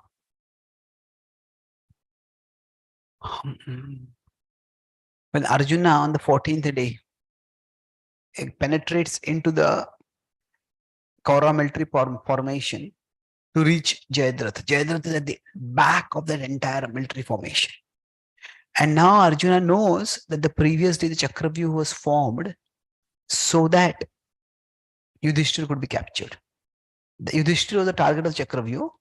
Abhimanyu tried to thwart it, and that's how Abhimanyu got trapped. So now Arjuna is cautious. While he is trying to reach Jayadratha, it shouldn't happen that the Kauravas launch a surprise attack and they captured Yudhishthira. Because on the 11th and 12th days, Drona had come very close to capturing Yudhishthira. Arjuna had come at the last moment and saved the day. So now Arjuna tells his student and friend Satyaki that you stay by Yudhishthira's side and you protect him. And then as Arjuna goes deep into the Kaurava field, Yudhishthira is outside, and outside there's some light skirmishes happening, but the main action is happening over there inside. And Yudhishthira starts getting concerned. He says, yesterday, Abhimanyu went alone into the Kaurava army and he got trapped. Today Arjuna has gone in. What if Arjuna gets trapped? And he looks at Satyaki and he says, Satyaki, that Arjuna is your teacher and your friend. You should go and assist him. Now Satyaki feels torn. Like every warrior, it's like, and this, but if suppose there's a cricket player, and that cricket player is like a substitute. And that substitute wants to get into the field of action. Or sometimes in sports, there are people on the players on the bench, and some players have changed. So players on the bench, they want to get, like the Satyaki is itching for action. So part of him wants straight to go, and Yudhishthira is given the sanction. But then, at the same time, Arjuna has told him, stay by Yudhishthira's side and protect him. So Satyaki feels torn over it. What should I do? He's a heroic warrior, but he feels torn. And then, now Arjuna is not there for him. Yudhishthira is there for him. So he tells Yudhishthira's situation. Rather than simply saying that, oh, what should I do? I can't do. Different people are giving me different instructions. And nobody expects him to be at two places at the same time. So he tells Yudhishthira, this is what Arjuna told me, that I should be here to protect you in case Drona attacks. And then Yudhishthira says that, here Bhima is there, the twins are there, Drishtadyumna is there, he's born to bring Drona down. So I'm adequately protected. And moreover, today their focus is on protecting Jayadratha. It's unlikely that Drona will try to attack me today. Arjuna needs you. He's attempting a mission that is well-nigh impossible. And Satyaki needs no further persuasion. So at that time, basically, if we are feeling torn by two different services, then better consult a guest authority, consult a guide, and then take a decision. And our initial reaction, no, I can't do it. Rather than having that reaction, well, right now, I can't do it. But can something be adjusted? Then I might be able to do it. And when we feel overload, I'll make one last point before we stop. Often we think of balance. Now, one of the challenges why balance is so difficult to find is that we think of balance as a formula. You know, okay, this time I will do this time I'll do that, this time I'll do that. We think of a static formula. But balance is more like a dynamic principle. It is not one formula that we can apply. There are some formulaic things. Okay, in the daytime I'm going to do this, in the evening I'm going to do this, morning I'm going to do this. This weekend is the time for my service, things like that. But life is unpredictable. So sometimes, say if you're riding a bicycle.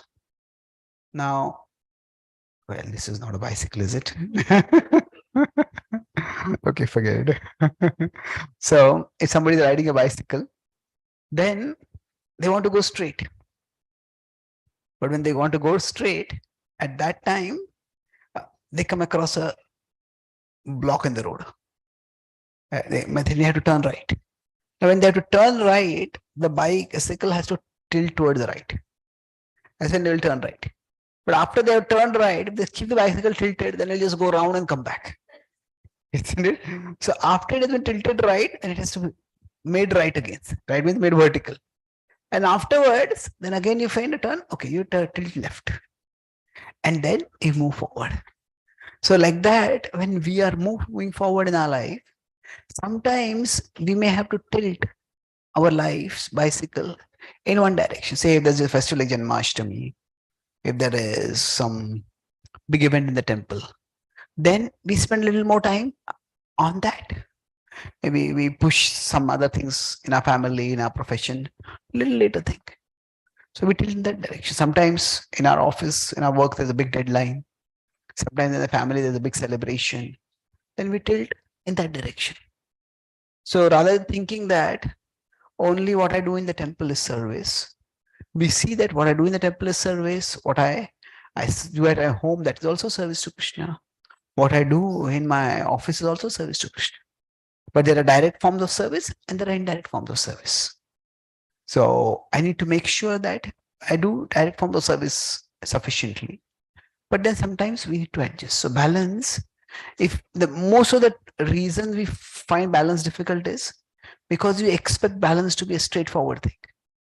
Okay, this is what I planned. Now my life will be balanced. But no, when we learn that sometimes it will be tilted this way, sometimes it will be tilted that way. But overall, we are moving in the direction towards Krishna. Then balance becomes easier. So for us, service is something which is very precious. In one sense, service can agitate our mind. I have to do this, I have to do that, I have to do that. But then we may find that if we don't have service, then our mind gets agitated to something else. We read this news here, we read this on the social media, and we watch this, and then we get agitated. So it is better to, sometimes we feel my agitation is because of my service. But sometimes that agitation is just because of the mode we are in. In Rajoguna, we are going to be agitated by something. So rather than just thinking I'll be peaceful without this, let's take up something that will be constructive. So Srila Prabhupada would say that our spiritual advancement, it is proportional to the responsibility that we take. Greater the spiritual advancement will be when the greater responsibility that we take. So we want to fill our mind with Krishna. And in that sense, we seek to make sure that we are adequately engaged. What that adequate engagement means, that will vary according to time, place, circumstance. Okay. So thank you very much. Is there any quick question or comment? Yes, bro.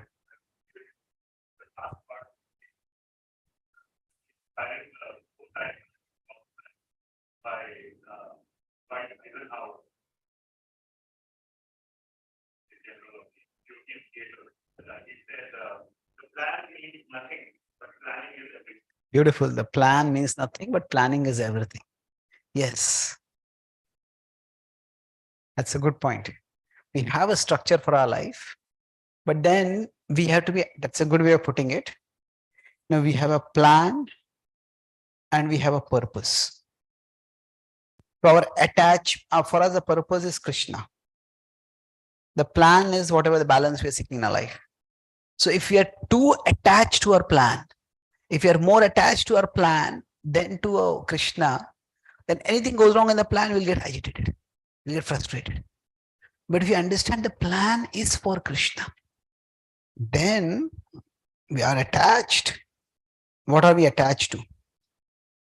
So are we attached to Krishna or are we attached to the plan? So this way, we are attached to Krishna. Yeah, this plan is important because it will help me to serve Krishna better. But if this plan is not working, then I'll look for some other plan. And that way, we don't trivialize or minimize planning, because in one sense, planning indicates that we are serious about something. What do we plan about? Things which are important for us. So planning is, so plans don't always work, but planning does work. This planning gives an overall sense of direction. Like I said, I have to tilt my cycle this way, I have to tilt my cycle this way. I know that because I know this is the direction I'm going to go. But I don't even know the direction I want to go, then I don't know where to tilt the cycle. Nice throw. Thank you. Yeah, any comment, Jashin, bro?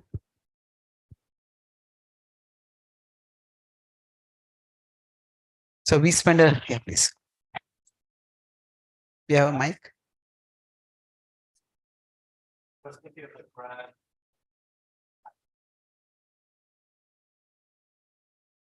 I was thinking of the GRAD acronym that was created, guidance, reflection, application, destination, and the situations that were discussed.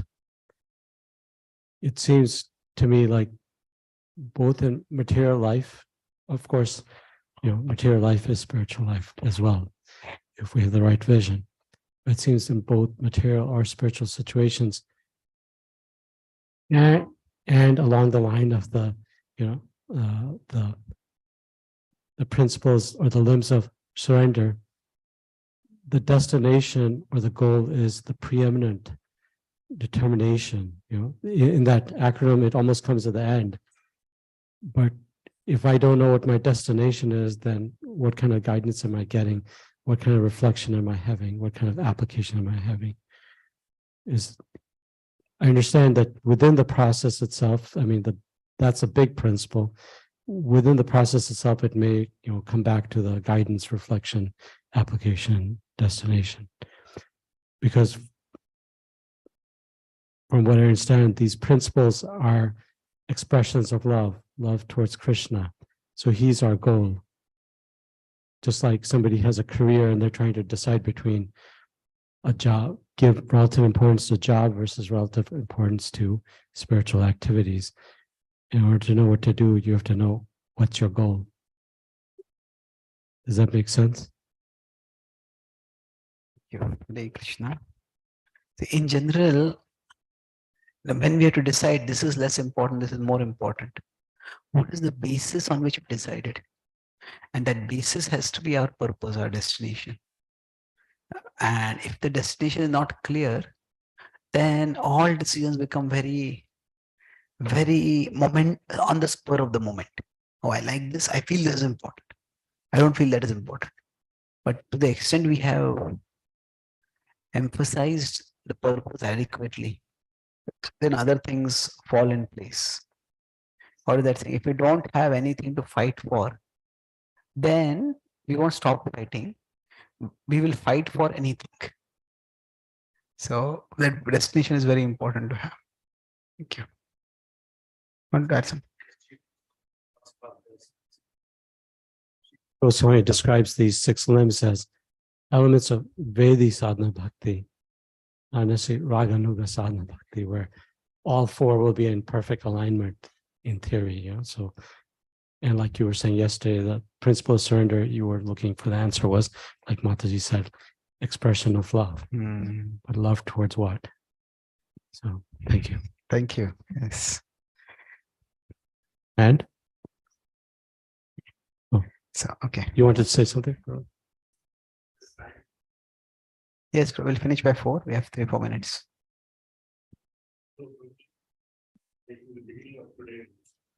Seminar, we were talking about associating with the guru, how or with a senior devotee from whom we can learn. How do we find such a person from whom we can associate with? Mainly associate with and learn from the Sangalabdhya aspect or Jananugami aspect? How do we find such a person whom we can associate with and serve and walk on their footsteps, follow their footsteps? Oh, we need like-minded, not just association, but you could say even the like-minded guides, senior association. So I often think of like-minded in three senses. First is we understand their mind. And the different devotees explain things in different ways. And some explanations just click to us. Hey, that makes sense. So some devotees may give explanations which are more rational, practical. Some devotees may give explanations more scriptural and traditional. But we all have different minds. So which makes sense to us, which clicks to us. We understand their mind. That's the first point. If the way they speak or the way they explain that we don't understand, then that we can't have a very deep relationship with them. Then the second is they understand our mind. Sometimes we ask a question and we are wording the question in a particular way, but sometimes the question is itself not very well formed in our mind. Or sometimes the question is clear, but the wording is not expressive of that question. So there is the content of the question as the intent behind the question. But some devotees, when we ask a question, they get it. Okay, this is what I'm asking. And if that happens, it's aha. Oh, yeah, this person gets me. If the second criteria is there, then that's excellent. So then we can have a much deeper relationship. And the third is, so sometimes some devotees will say, oh, you are just being too jnani. Yeah, why are you being so analytical? Well, it's not that we are being analytical. Some minds are more analytical. And then that's the way. For some people, the way to the heart is through the head. So the analysis is what helps them to become devoted. It's not that they're jnanis. Rather, their buddhi is their way to their primary resource in developing their bhakti, contributing in bhakti. So they don't label, or somebody expresses, has a lot of ecstasy in their bhakti. And somebody says, oh, you are just being sentimentalist. Maybe, but if that same devotee is very expressive of emotions, but is also dedicated to service, then we don't have to call that devotee sentimentalist. So if somebody is just labeling us quickly, then we can't really go very deep in the relationship because they understand our mind. And the third is that this, if we get even one devotee with this, they help us understand our mind. That means that, oh, you're thinking like this, and till this point it is right, but here you're overlooking this. This is the missing link in your thinking right now. This is where there's a gap. So our mind is what we have. It's our tool for thinking. And it is a necessary tool. We can't just get rid of it. But it's by no means a perfect tool. It is defective. Sometimes it can be counterproductive also. But if you can actually catch it, okay, this is where it is going wrong, I think. Then that helps us develop a much better working relationship with our mind. That's why it's significant. It's said like-minded devotees, Prabhupada translates. It's not so much as like-hearted devotees, because all devotees, in one sense, they're like-hearted. We all want to love Krishna. So, but like-minded is, we have this tool which we have to use presently in serving Krishna, and understanding how that tool works. And if the two people have that mind which works similarly, then they can have a very deep relationship. So while being in the devotee community, we observe, we hear different devotees classes, we try to find, we ask questions, and then whoever gets it, then we try to take steps to develop that relationship. When we do that gradually, we'll find that, yes, Krishna will reciprocate, Krishna will help us. Even if we get one devotee with whom we can have a deep relationship, that's wonderful. The part of my question was for them to understand our mind. We can understand their mind probably because they have so many classes and we can get there. but I'm nobody for, like, for example, and to expect such a person who is, they're generally so busy and many devotees want their attention, that second criteria, and then the time that requires to do the third point, they help us to do anything. I think we need to find devotees It's so who hard. have that time. Because sometimes we have our own preconception about what kind of guide we should have. Yes, we have many senior devotees, but they may not be available. That does not mean that other devotees can't be guides for us. So they can be, and they can be guides, more friendly guides rather than instructive guides.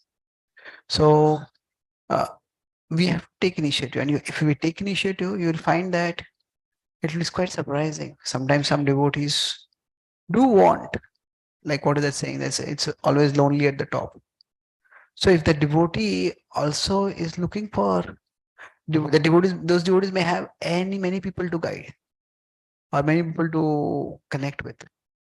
But who knows, if there's like-mindedness, then they may themselves want to connect and they also want to invest.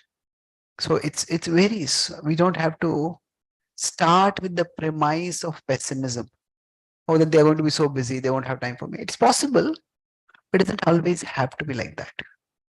We might find somebody with whom we can connect. And then by that we move forward. Okay.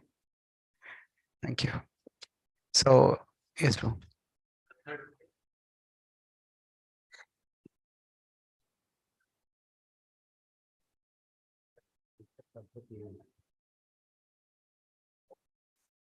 The third point is a very deep point because it essentially implies that that individual, he or she, has a connection to Paramatma in order to understand our mind.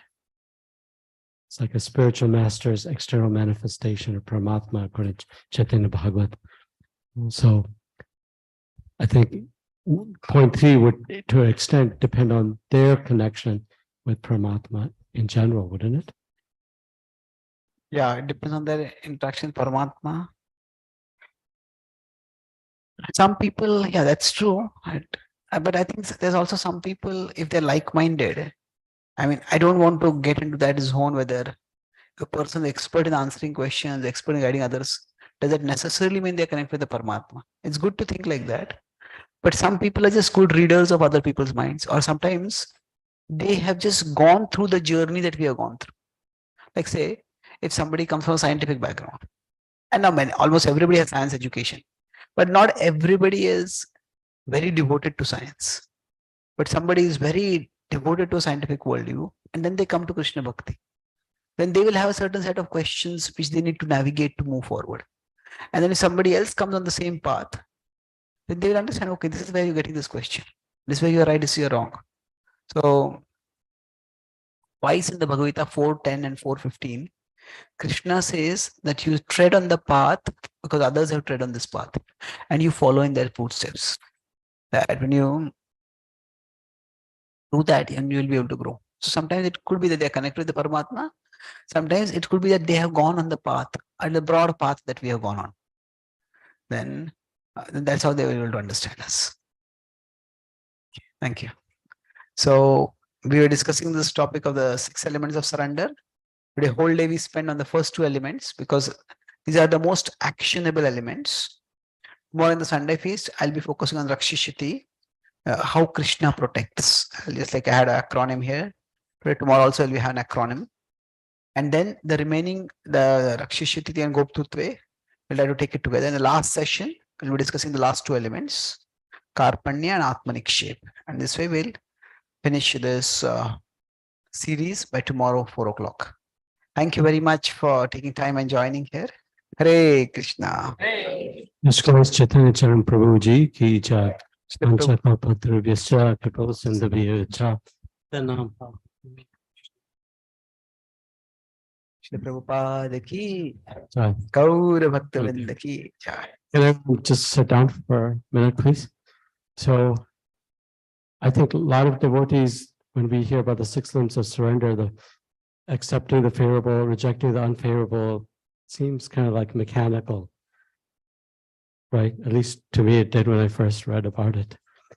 but you can see all the incredible nuances that exist and how having a framework to address what is favorable, what's unfavorable, really helps us in our life, right? Spiritual life, making decisions for spiritual life, our material life, our professional life, etc. And I think, the way you brought all that together and the explanations and the examples from the Shastras, Dhruva Maharaj and Narad Muni, etc., were really wonderful. I think, and very, they created a lot of a universe of understanding, I think, for most people. Yes? Did you find it helpful? Yes. Right. So not just knowledge, but, Vigyan, realized knowledge is very important. So thank you. So we'll have program starting at 10:30 tomorrow. So tomorrow, today was kind of a wonderful, well, it was a wonderful day because we could just, when you think about it, from 10:30 or 10:45 to almost 4 o'clock, whatever, we've been absorbed in discussion of Shastra and the glories of bhakti, right? So tomorrow will be the same, but there'll be a little bit of break. So at 10:30, we'll start till noon. So let's everybody, myself also, be here at around 10:30. So because at noon we have a hard stop because there's going to be some wonderful dramas based on Lord Nrsimhadev for the noon hour. So try to be here so that Prabhuji can then address the topic and whatever questions there may be, and then a 12 stop for that program. And then we'll have a break for lunch prasadam and then resume after that, presumably be around 2, and then wrap up by 4. Okay? Questions? No? Okay.